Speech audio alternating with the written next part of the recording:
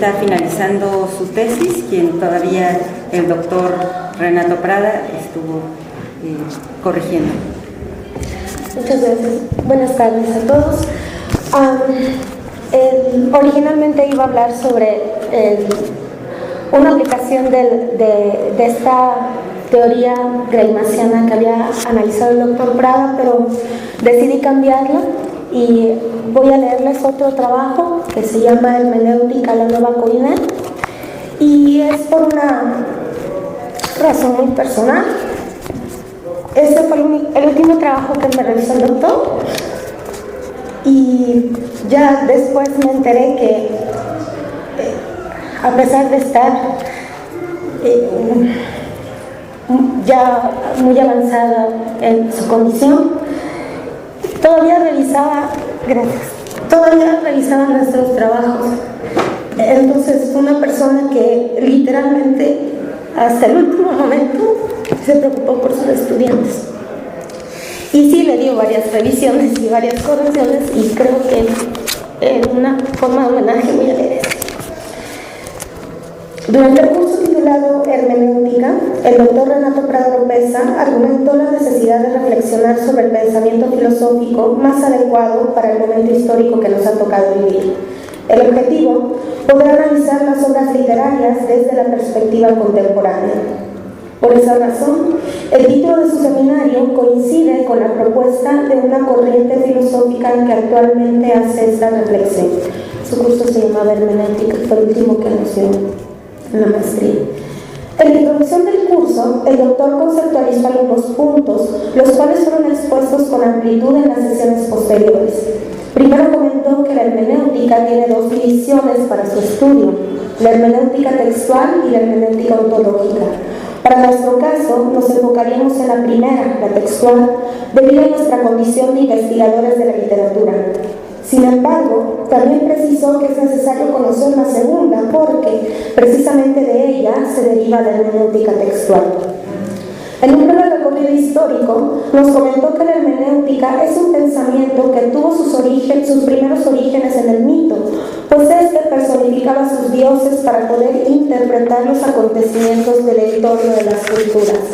De ahí surgieron a su vez los símbolos, que solo algunas personas podían interpretar. De ahí surge la hermenéutica. De esta pequeña introducción avanzamos al pensamiento contemporáneo, específicamente el pensamiento heideggeriano, pues él menciona, Heidegger, una radical diferencia entre la hermenéutica y la metafísica. Heidegger comenta que la metafísica estudia las sustancias de las cosas, esto en detrimento del ser de las cosas. Y, por ejemplo, buscaba la esencia del ser valiente. A partir de este pensamiento, el filósofo alemán reflexiona sobre la condición del hombre, puesto que es el único ser que interpreta, es el único ser que se pregunta sobre su ser. Siguiendo esta corriente, se expuso que la identidad de hombre solo se ve en función de la relación con los demás, cuando hablamos de culturas de la individualidad, porque el doctor comentó que existen culturas cuya individualidad es desconocida desde la propia lengua, es decir, no hay un yo, sino que todo es a partir de nosotros. Son culturas muy extrañas desde su conformación cultural. Para hacer efectiva esta comunicación humana, el hombre se ha valido de textos que la apoyen. De entre ellos, los que nos interesan son el discurso mítico, el discurso religioso, el discurso literario, aunque propiamente nos enfocaríamos en el discurso literario. Cuando se realizó la lectura del libro Hermenéutica, Símbolo y Conjetura, que es el libro del doctor Prada, tuvimos como objetivo identificar y reflexionar sobre los tres tipos de lectores, dos de ellos representados magistralmente por Jorge Luis Borges en sus cuentos Menard, el autor de Quijote, y En busca de aventuras. El lector absoluto es configurado por Menard en el cuento, pues este personaje es el símbolo de una empresa milenaria. La lectura que se realiza desde un espacio sociocultural distinto entre el emisor y el receptor. Por esta razón, Menard trata de hacer el Quijote de Cervantes, pero desde su contexto. Quiere eliminar todos los valores de la obra de Cervantes para instaurar los propios. Para Prada esto es imposible, debido a que infinitas lecturas de una obra llevarían a la imposibilidad de entendimiento entre los lectores. Por esta razón se apela juicio operis, es decir, al análisis sistemático de lo que la obra dice por sí misma. Y es ahí donde el doctor comentaba que es importante tener un método que tiene en sus libros anteriores de análisis del discurso narrativo y literario. El lector impotente es representado en Averroes, ya que él simboliza una aberración interpretativa. Quiere reducir a nuestros valores los extraños o los amenazantes de otra cultura. También muestra otra situación hermenéutica, la impotencia del mismo personaje de poder imaginar la situación misma. Frente a estos ejemplos se propone entonces al lector pertinente o competente, aquel que realiza una lectura a través de conjeturas en precario equilibrio, siempre dispuesto a establecerse gracias al desafío constante del texto estético. La praxis interpretativa se sitúa entonces como la fusión instauradora del nuevo mundo posible que propone el discurso literario, cuando un autor implícito converge con el lector implícito en el espacio del sistema estético. Entonces se realiza una fusión de horizontes, aunque será siempre desde mi aquí y ahora que proyectaré gracias a mi praxis estética, siendo este el lugar donde el horizonte del discurso original se haría presente en cierto modo. Otro aspecto de suma importancia abordado en el curso fue la alternativa que ofrece la hermenéutica frente a otras disciplinas. La hermenéutica textual, de acuerdo con palabras de Riquet, es abierta, comprensiva y abrazadora. Estas características son una alternativa frente a dos posturas pseudocientíficas de la literatura, la epistemología cientificista y la postura epistemológica de las ciencias humanísticas y sociales. El problema de la primera postura radica en que niega la capacidad de explicación de las ciencias sociales y por eso toma como marco teórico los modelos de las ciencias de la naturaleza, como los físico-matemáticos. Por otro lado, la postura epistemológica de las ciencias sociales se declara impotente de ofrecer explicaciones y se reducen a débiles conjeturas o descripciones impresionistas e intuitivas.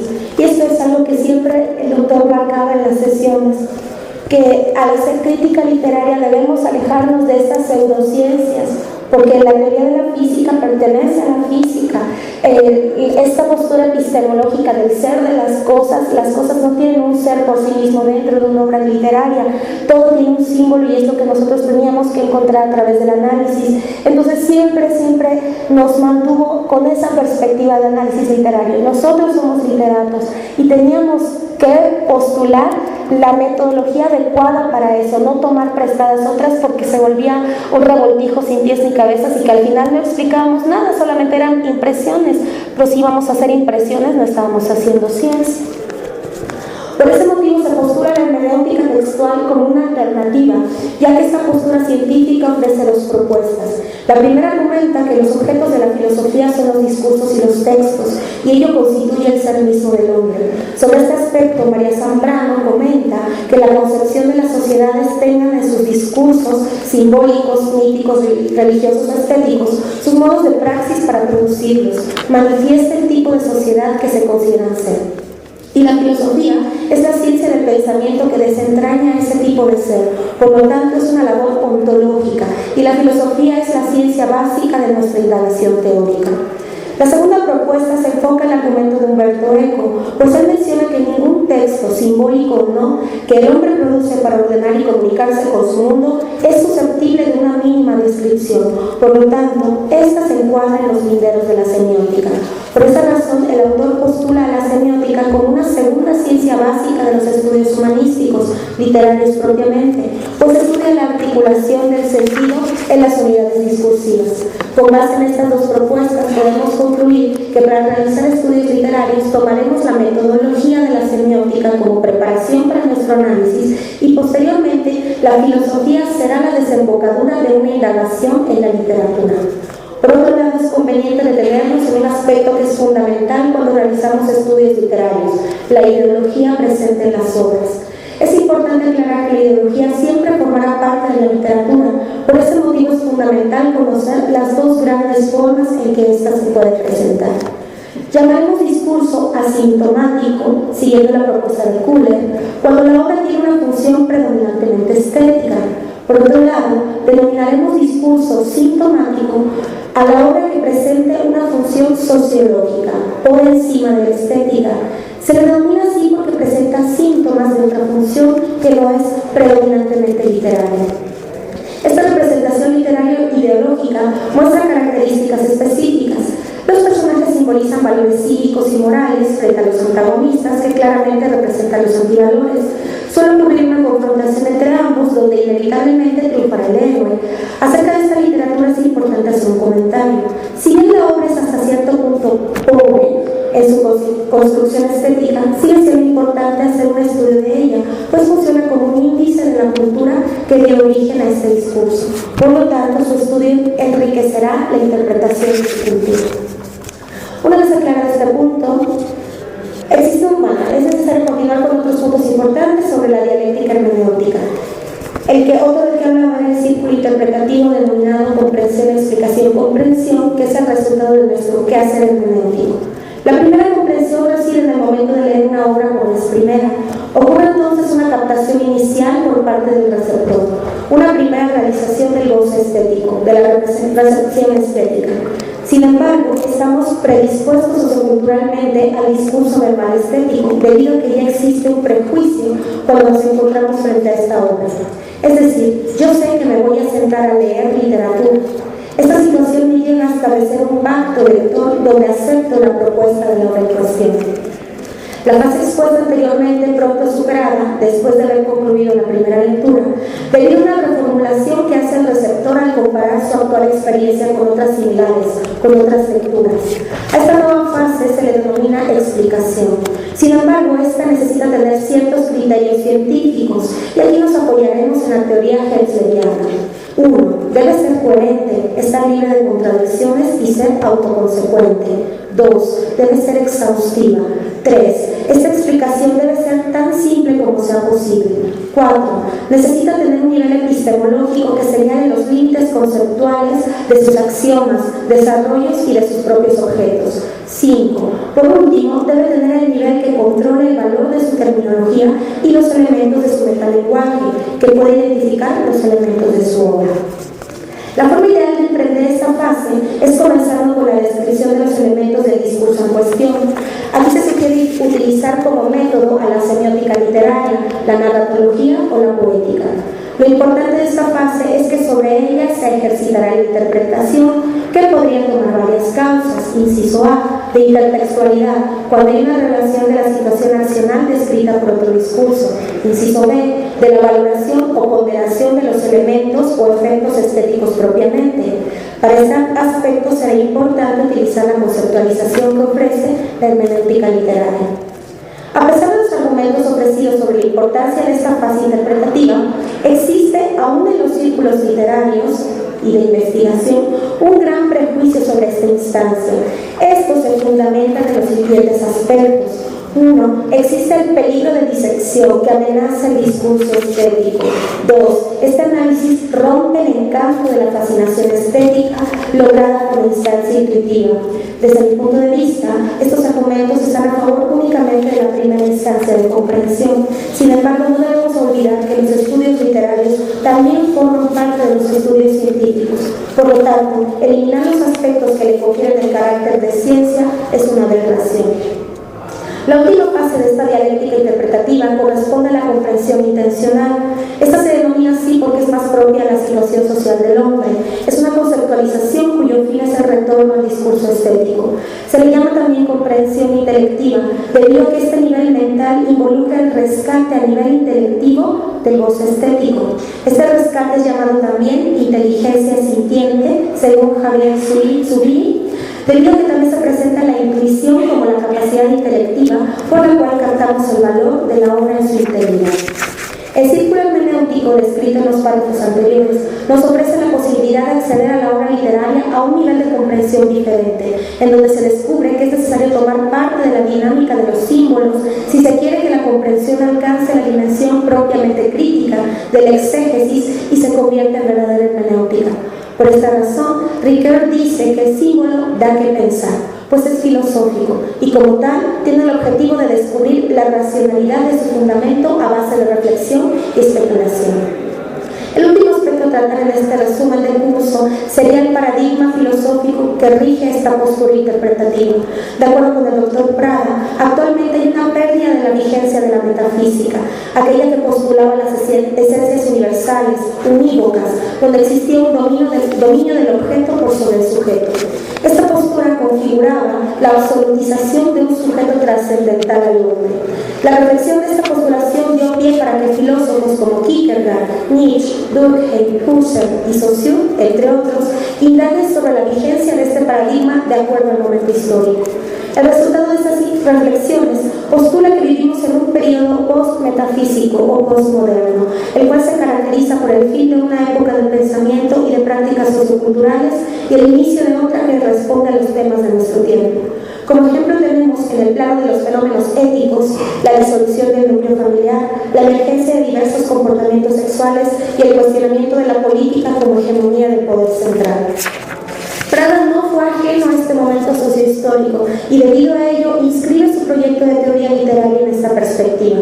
Por ese motivo toma como antecedentes teóricos el formalismo ruso, el estructuralismo del círculo lingüístico de Praga, la semiótica hensleriana y leibniziana, así como a filósofos como Heidegger, Badiou, Schulz, Berger y Luhmann. La teoría de Prada postula que el discurso estético literario es un elemento, un factor primordial de la constitución de la realidad sociocultural y no un reflejo de la misma. Ese es un gran problema porque muchos, al hablar de la teoría de Prada, dicen es que Prada ya está superado, y uno le preguntaba, ¿y por qué no está superado? Por la sociología de la literatura. Y la sociología de la literatura es muchísimo más antigua, que es porque la sociología hablaba que la literatura era un reflejo, y Prada dice, ya no estamos en esa corriente histórica. Entonces, yo creo que la gente que decía eso de la teoría de Prada no lo había leído cabalmente. La gran diferencia entre elemento y reflejo radicaría en que el primero se presenta como un aspecto constitutivo que debe ser comparado, contrastado, complementado con otros discursos que determinada sociedad construye cuando formula su visión del mundo. El segundo concepto, por su parte, incluye la postura metafísica, aceptando que existe un mundo preestablecido, universal y unívoco, del cual se extraen algunos elementos que son los reflejos, los reflejados por determinada obra literaria. Eso es básicamente la sociología. Por eso Prada rescata el neologismo de Derrida, la différence, que implica el ser y no ser del ente, lo cual da paso al símbolo. Prada propone una estética del discurso narrativo literario de acuerdo a las siguientes reflexiones. Inciso A. Ya no sería adecuado insertar la estética literaria dentro de otra estética general, como comentábamos que hacía Kant, que propone una estética general y ahí hace sus subdivisiones. Si hacemos eso, caeríamos en una visión metafísica de la univocidad. Inciso B. Por lo tanto, solo hay una estética particular, válida exclusivamente para los discursos narrativos, motivados por una intencionalidad de producir un efecto particular, mediante algunos mecanismos de construcción que toman como sustancia de expresión la lengua. Por ello es una manifestación verbal a través del discurso escrito. Cuando ya nos enfocamos en lo que esta manifestación verbal quiere decirnos, ya no es un reflejo de algo preestablecido, sino el diálogo de la obra literaria con otra serie de discursos. Por lo tanto, la aplicación de la dialéctica hermenéutica sobre estos discursos propiciará una reflexión sobre lo que el discurso escrito propone como visión particular del mundo. Como se ve, esta propuesta de análisis literario resulta gratamente atractiva. Sin embargo, la crítica todavía es prisionera de la tradición clásica, romántica y realista, que sigue viendo esta metodología como una disección, un desencanto hacia la obra literaria. Desde mi punto de vista, estas concepciones lo que provocan es que sigamos teniendo una visión del mundo desde la metafísica. Con los argumentos hermenéuticos propuestos anteriormente, Prada ha identificado una meta en esta nueva perspectiva interpretativa, la producción de un impacto estético, es decir, una producción articulada de sentido que solo cumple su cometido en el circuito de la comunicación. Esta es una conclusión a la que llegó sobre el discurso estético en este libro. Sin embargo, observa que no es solo en lo estético, sino se ha vuelto un síntoma cultural. A manera de conclusión, puedo decir que el curso hermenéutica así fue altamente gratificante, porque a través de las lecturas y reflexiones Se pudo comprender cuál es el nuevo paradigma histórico, filosófico y estético en el que nos encontramos. A título personal puedo decir que esta propuesta de análisis de la obra literaria me es altamente satisfactoria porque ofrece elementos que le otorgan validez a los estudios literarios como ciencia. Y es gracias a estos elementos que los estudios literarios tienen el carácter científico, es decir, son bases que pueden ser analizadas y posteriormente interpretadas de acuerdo a nuestros paradigmas culturales. Gracias.